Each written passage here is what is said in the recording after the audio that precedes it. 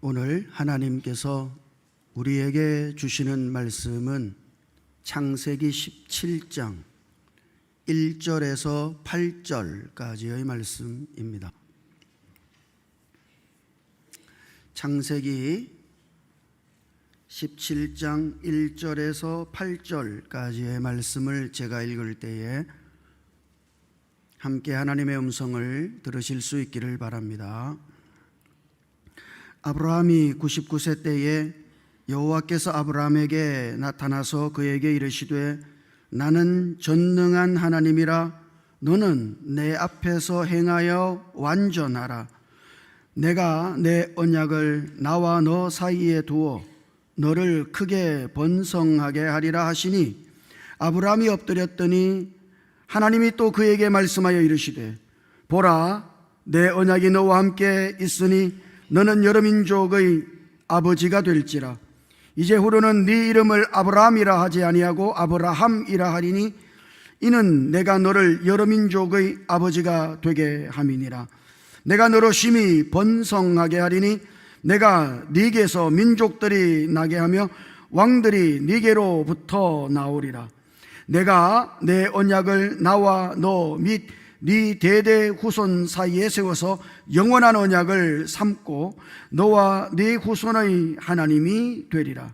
내가 너와 네 후손에게 네가 그리워하는 이 땅 곧 가나안 온 땅을 주어 영원한 기업이 되게 하고 나는 그들의 하나님이 되리라. 아멘. 좋네요. 근데 제가 잘 안 들려서 그러는데 이 깊은 날 뭐뭐 일세 그랬는데 뭐 일세입니까? 예? 내 날. 개교에는 대박일세 이래 들려가지고 와 찬양을 저렇게 줬나? 대박일세.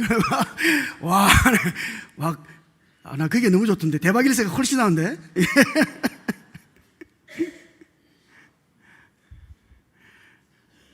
아무튼 우리를 위해 죽으시고 부활하신 그리스도께서 여러분에게 주실 어마무시한 은혜를 날마다 누리며 사시기를 주님 이름으로 축복합니다. 기독교 상담가인 레리 크랩이라고 하는 분이 이분이 쓴 책 가운데 깨어진 꿈의 축복이라는 책이 있어요. 이게 사실은 2000년대 초반에 이분이 쓴 책이 한국말로 번역이 됐는데 그때 번역될 때는 좌절된 꿈이라고 하는 제목으로 번역됐어요.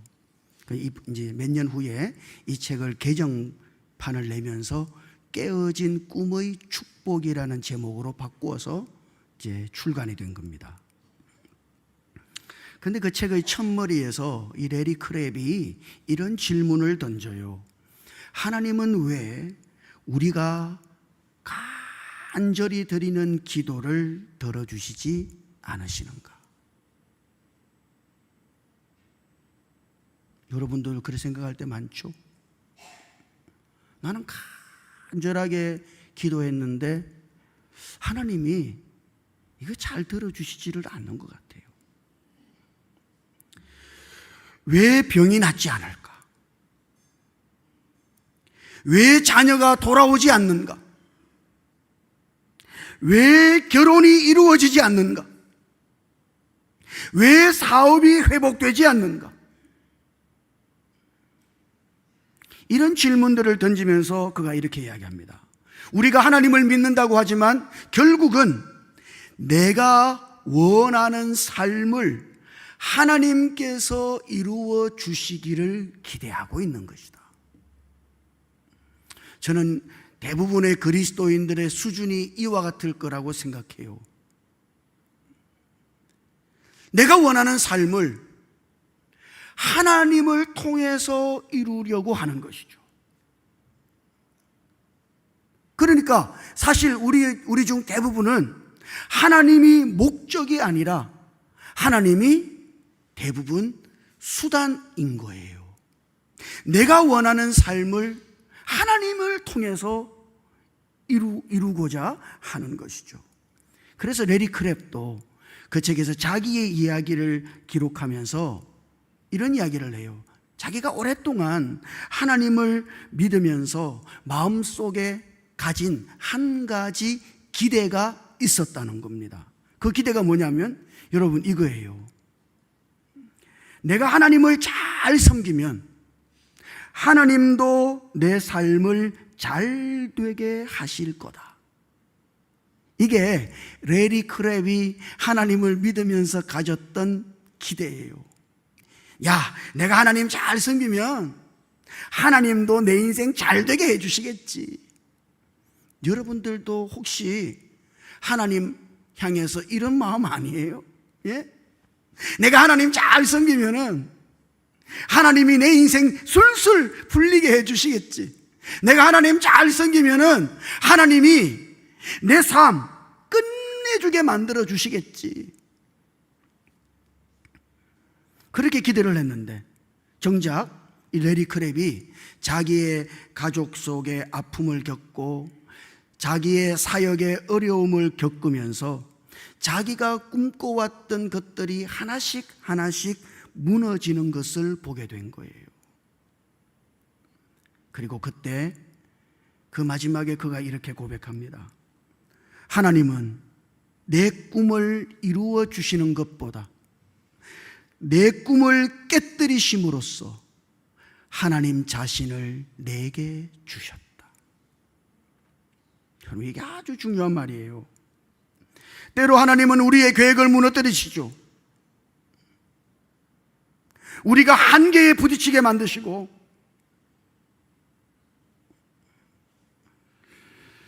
마치 끝난 것처럼 이제 다 끝났어, 그런 상황에 우리가 놓이도록 하시죠. 우리가 기대했던 것과는 정반대로. 그리고 하나님은 바로 그 순간에 오늘 우리들에게 하나님이 주실 어떤 것이 아니라 하나님을 붙들고 그 하나님만을 보게 만드시는 겁니다. 이게 하나님의 일하심이에요. 창세기를 읽어보면 아브라함의 나이를 말해주는 부분이 몇 군데 있어요. 창세기 12장 4절을 읽어보면 하나님이 아브라함을 부르실 때 아브라함의 나이가 75세였다고 기록하고 있습니다. 그러니까 아브라함의 나이 75세 때 하나님이 아브라함을 부르신 거예요. 자, 그리고 하나님께서 아브라함에게 네게 자식을 줄 거야, 하나님이 약속을 하셨는데 약속하신 지 10년 동안 자식이 없었죠. 말씀하신 지가 언젠데 10년이 지나도록 하나님은 그 약속을 이루시지 않으셨습니다. 그래서 아브라함과 사레는 생각했어요. 아이고, 하나님이 첩이라도 들여서 기운 있을 때 아들을 낳으라고 하나 보다고. 그래서 하갈을 첩으로 들여가지고 하갈을 통해서 이스마엘을 낳았지 않습니까? 그 이스마엘을 낳은 아브라함의 나이가 86세입니다. 이 아브라함의 나이가 86세라고 하는 이 말씀이 창세기 16장 16절, 그러니까 우리는 17장 1절부터 읽었잖아요. 그 17장 1절 바로 전에 있는 16장 16절 말씀에 있어요. 그때의 나이가 86세. 자, 그리고 창세기 17장 1절로 오면 그게 하나님이 이렇게 말씀하시죠. 아브라함이 99세 때에 여호와께서 아브라함에게 나타나서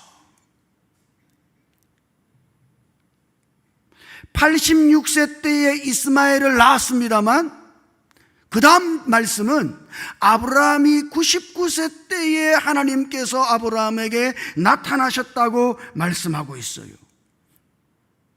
이 한 절 사이에 13년의 세월이 있는 겁니다. 우리는 16장에서 17장 확 뛰어넘었잖아요.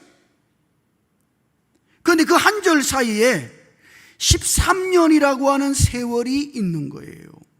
하나님이 아브라함에게 야 내게 네게 아들을 줄 거야 말씀하신 지 24년,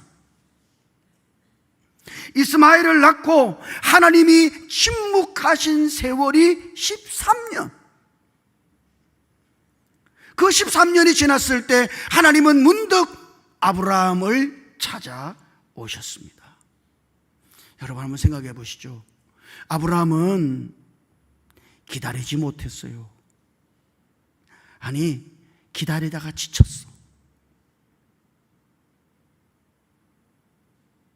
그래도 내가 힘이 있을 때, 기력이 있을 때,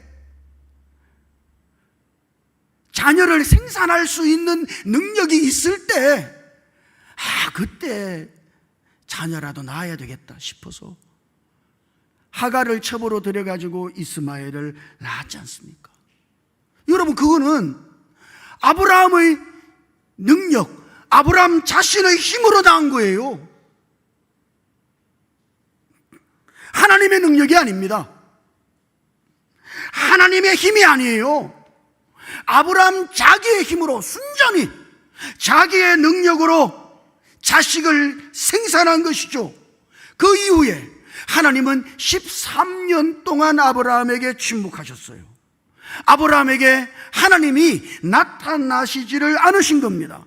그리고 오늘 말씀, 아브라함이 99세가 되었을 때 하나님이 아브라함에게 나타나셨다. 여러분, 여기 13년 동안 하나님은 뭐 하고 계신 거예요? 왜 이 기간 동안, 13년이라고 하는 시간 동안 하나님은 침묵하고 계신 것일까? 여러분, 분명한 것은 하나님도 기다리셨다는 사실이에요. 13년을 하나님께서 기다리신 겁니다. 17장 1절 말씀을 유심히 읽어보면 그게 이렇게 되어 있잖아요. 아브라함이 99세 때에 여호와께서 아브라함에게 나타나서, 아브라함이 99세 때에, 그러니까 아브라함이 99세가 되었을 때에 그때 하나님이 아브라함에게 나타나셨다. 여러분, 이 말이 뭡니까? 하나님은 아브라함이 99세가 될 때까지 기다리셨다는 이야기예요.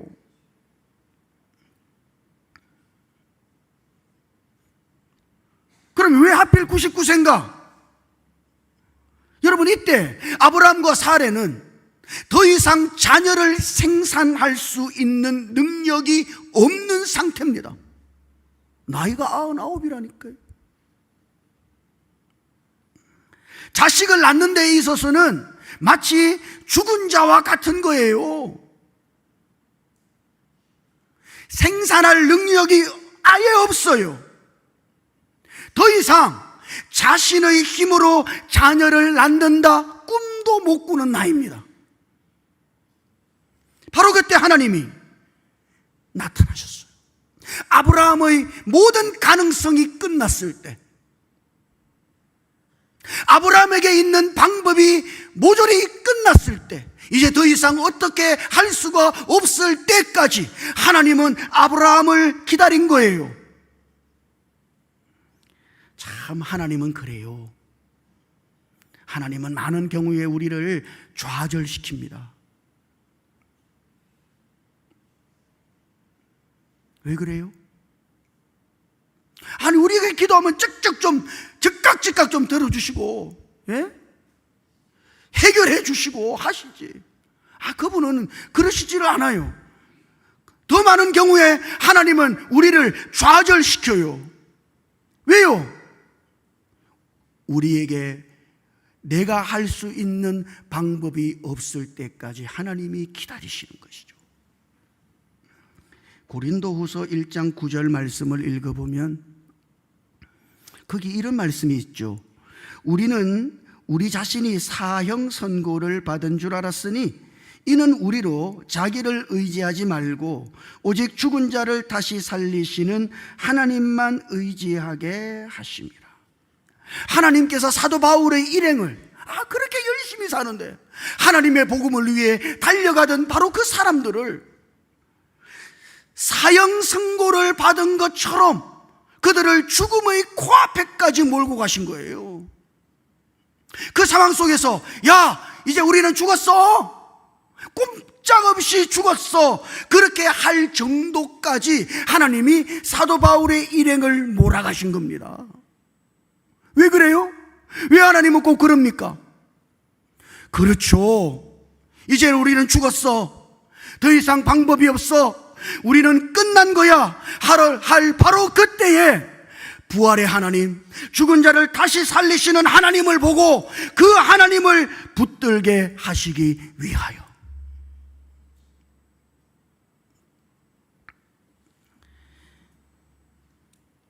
존 오트버그라고 하는 분이 내가 하나님이면 너는 하나님이 아니다, 뭐 이런 책을 썼어요. 이거 뭐 설교집입니다만. 자, 그렇게 보면 사람은요, 자기가 자기의 인생을 통제할 수 있다고 믿는데요.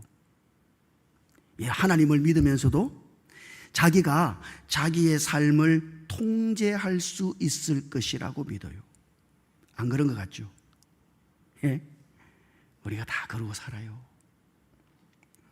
그래서 돈이든지 인맥이든지 실력이든지 나의 재능이든지 다 그거 붙들고 사는 거예요.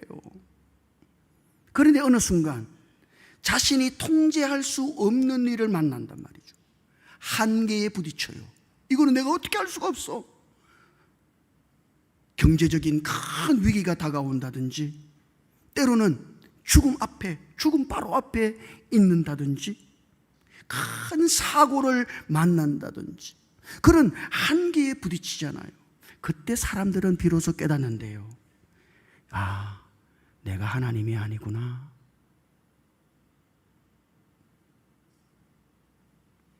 내가 하나님이 아니에요. 내가 할 수 있다고요? 내가 내 인생을 통제할 수 있고 내 마음대로 할 수 있다고요? 아니에요. 아브라함도 지금 깨닫는 겁니다. 13년이 지난 그 시점에 다 끝났어요. 내가 하나님이 아니구나. 바로 그 순간에 하나님이 나타나신 겁니다. 내가 할 수 있는 것이 없을 때, 완전히 절망할 때, 내 힘으로 할 수 없다고 정말 하나님 앞에 진실로 고백할 때, 바로 그때 하나님은 우리에게 나타나시는 거예요. 하나님, 나 이제 끝났어요. 나 이제 죽은 자와 같습니다. 나에게는 아무런 소망도 없어요. 하나님, 진실로 오늘 우리가 하나님 앞에 그런 상태일 때 하나님은 그분 자신을 우리에게 나타내시는 거죠. 나를 보라고. 예? 내가 있다고. 그래서 하나님은 아브라함 자신에게는 그 어떤 기대도 소망도 없음을 깨달았을 때 아브라함에게 하나님이 나타나셨어요. 뭐라고 하십니까? 하나님의 첫 번째 음성. 자, 1절에서 우리는 발견할 수 있어요. 1절 한번 같이 읽어보죠. 1절이요. 시작. 아브라함이 99세 때에 여호와께서 아브라함에게 나타나서 그에게 이르시되 나는 전능한 하나님이라. 너는 내 앞에서 행하여 완전하라. 아멘. 하나님의 첫 마디가 뭐예요? 하나님이 짠 나타나셨어요. 나는 전능한 하나님이라. 이거를 기억해라고. 내가 전능한 하나님이라. 하나님은 아브라함에게 전능한 하나님으로 나타나신 겁니다. 이 전능한 하나님이라고 하는 이 말의 히브리 말은 여러분이 잘 아시는 것처럼 엘 샤다이 아닙니까? 엘 샤다이. 엘이라는 것은 하나님이라는 뜻이고 샤다이라고 하는 말은 전능하다는 뜻이죠. 그래서 전능한 하나님 이렇게 불리시는 거예요. 엘 샤다이. 그런데 많은 학자들은 이 샤다이라고 하는 이 말이 히브리 말 샤드라고 하는 말에서 왔을 것이라 추정합니다. 히브리 말 샤드라고 하는 이 말의 뜻은 어머니의 젖가슴을 가리키는 말이에요. 한번 상상을 해보시죠. 아이가 말이죠, 꼬매 배가 고파가지고 막 울어요. 누구도 달랠 수가 없어요. 장난감도 줘보고, 안아도 보고, 업어도 보고, 흔들어도 보고, 어느 누구도 이 아이를 달랠 수가 없어요. 그러나 그때 어머니가 나타났어요. 어머니가 자기의 가슴을 열어 아이에게 그 어머니의 젖을 물리는 순간, 아이는 잦아들어요. 평안해져요. 만족해요. 여러분, 그렇지 않아요? 이 아이에게 어머니는 전부입니다. 전부. 그 어머니의 젖이 얼마나 놀라운 능력이 있는지 몰라요. 이 아이를 달래고, 어떨 때는 이 아이를 살리고, 이 아이를 행복하게 하고, 그렇지 않아요? 이 아이에게 어머니는 전부예요. 그러니까 신학자들이 엘샤다이라고 하는 이 말을 이렇게 해석해요. 모든 것을 충족하게 공급하시는 전능하신 하나님. 하나님은 어떤 분이시죠? 모든 것을 충족하게 공급하시는 전능자 하나님이십니다. 하나님이 공급하시는 거예요. 하나님이 채우시는 거죠. 하나님이 하실 수 있어요. 하나님이 우리의 필요를 채우시고, 하나님이 우리의 만족이시고, 하나님이 우리의 행복이에요. 이거는 하나님만 하실 수 있는 거예요. 하나님만 채우실 수 있는 거예요. 하나님이 우리의 모든 것이다, 이 말입니다. 놀랍게도 이 전능자라고 하는 말이 성경 전체에 48번쯤 나옵니다. 48번. 오늘 우리가 읽었던 창세기 17장 1절이 제일 먼저 나오는 말씀이에요. 전능하신 하나님. 그리고 그 다음 이 말이, 이 전능자라는 말이 가장 많이 나오는 책은 인생의 고통을 말하는 욥기에 가장 많이 나옵니다. 무려 욥기에만 31번이 나와요. 인생의 고통을 지나면서, 여러분 욥을 한번 생각해 보세요. 그 고통을 지나면서 욥은 완전히 끝난 거예요. 아니, 욥의 인생은 박살이 난 겁니다. 그에게는 어떤 소망도 없어요. 이제 그 어떤 가능성도 없어요. 바로 그때 하나님은 엘샤다이, 그분은 전능하신 하나님으로 나타나신다. 여러분, 오늘 우리가 하나님을 그렇게 알고, 하나님이 주시는 어떤 것이 아니라 하나님 그분이 내 삶의 모든 것임을 알고, 하나님이 주실 어떤 것을 기대하는 것이 아니라 하나님께 기대를 두고 그 하나님만 붙잡는 사람이 되도록 하나님은 우리를 이끄시기 위하여 우리를 그 숱한 좌절 속으로 넣으시는 것이죠. 여러분, 정말 이런 하나님을 만날 수 있기를 주님 이름으로 축복합니다. 하나님을 전능하신 하나님, 나의 필요를 채우실 하나님이 나의 전부이신, 내게는 하나님밖에 없어요. 그렇게 하나님을 알고 하나님 한 분만을 붙들고 사시기를 주님 이름으로 축복합니다. 그래서 여러분이 오늘 우리가 읽은 17장 말씀을 읽어보면 거기 가장 많이 나오는 말이 뭔 줄 아세요? 내가라는 말입니다. 하나님은 마치 봇물이 터진 듯이 지금 아브라함에게 끊임없이 하나님이 말씀하고 계셔요. 여러분, 여기 읽었던 말씀 중에 아브라함은 단 한마디도 못해요. 아니, 아브라함이 말할 시간이 없어. 하나님이 이 아브라함에게 당신 안에 있는 말씀을 쏟아내시는 거예요. 그 핵심이 뭐예요? 이거예요. 야, 내가 안다니까.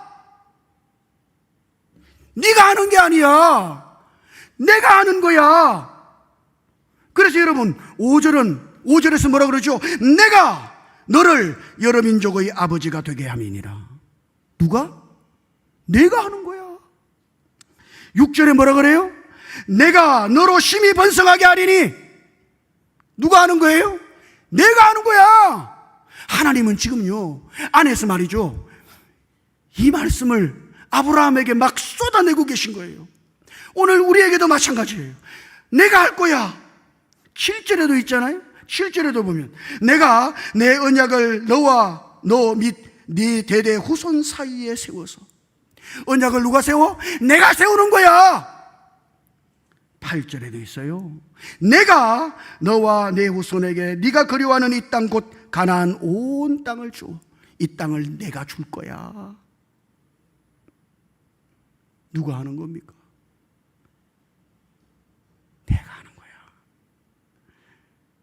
아브라함이 아무것도 할 것이 없어졌을 때, 이제 나는 끝났어. 죽은 거나 마찬가지야. 더 이상 소망이 없을 때 하나님이 아브라함에게 전능하신 하나님으로 나타나셔서 쏟아내시는 그 하나님의 말씀을 들어보시죠. 아브라함아, 이걸 기억해. 내가 한다니까. 네가 아니라 내가 할 거야. 내가 너를 번성하게 할 것이야. 내가 너를 여러 민족의 아버지가 되게 할 거야. 이 땅을 내가 너와 네 자손에게 줄 거야. 내가 언약을 세우고 내가 이룰 거야. 내가 주고 내가 세우고 내가 이룰 거야. 하나님이 말씀하십니다. 그분은 전능하신 하나님. 오늘 이 우리에게 말씀하시는 이 음성을 들어보실까요? 네가 아니라 내가 하는 거란다. 예, 맞습니다. 아멘. 하나님, 저에게도 하나님밖에 없어요. 그래서 하나님이 아브라함에게 요청하는 게 있죠. 뭐라고 말씀하셔요? 나는 전능한 하나님이라. 그 다음에 너는 내 앞에서 행하여 완전하라. 이거는 네가 똑바로 살아라 이런 이야기가 아닙니다. 죄짓지 말고 살아라 이런 이야기가 아니에요. 아브라함은 불완전하죠. 모자라요. 능력이 없어요. 그것을 이룰 만한 힘이 없어요. 그런 아브라함에게 하나님 앞에서의 완전은 뭡니까? 전능하신 하나님, 그를 이루실 하나님, 성취하실 하나님, 약속을 이루어내실 그 하나님을 신뢰하며 사는 것이 아브라함의 완전인 거예요. 여러분, 우리의 완전이 뭡니까? 네 완벽하게 살아야 돼, 그런 말이 아니에요. 너 불완전하지? 네가 나를 의지하고 사는 그것이 완전이다. 네가 나만 붙들고 사는 그것이 완전이야. 너 이제 너가 아니라 나를 보거라. 네 힘이 아니라 나의 능력을 의지해라. 그것이 너의 완전이다. 사랑하는 성도 여러분, 하나님은 많은 경우에 우리를 좌절시킵니다. 저도 정말 우리 금요기도회 때 말씀드린 것처럼 하나님이 여러분의 기도를 다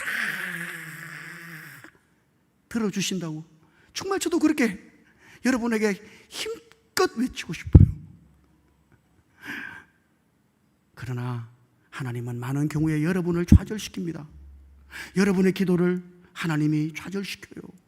여러분의 기대를 하나님이 무너뜨려요. 왜?